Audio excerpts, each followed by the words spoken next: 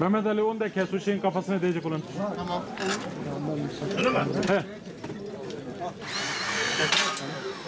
Kes. Rahat, dört çarpsın.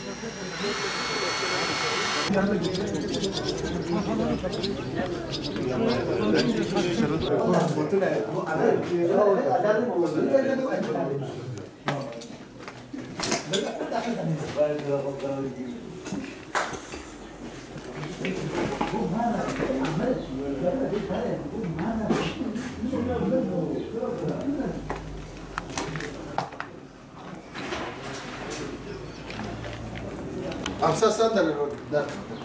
O sandalye dur buraya katına bırak. نواري عليهم Ya o kadar kopuşa kortiydi böyle. اولها Opu fana, opu fana. Ala tür şu. Opu fana diyor hayat kuma khod dehoşta jir. Yani على تكتر الشجر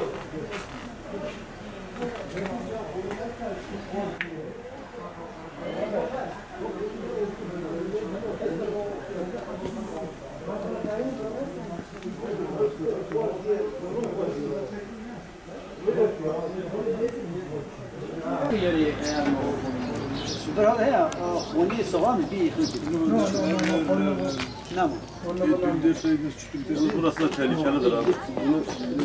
Bunun tedbirini bir an önce al.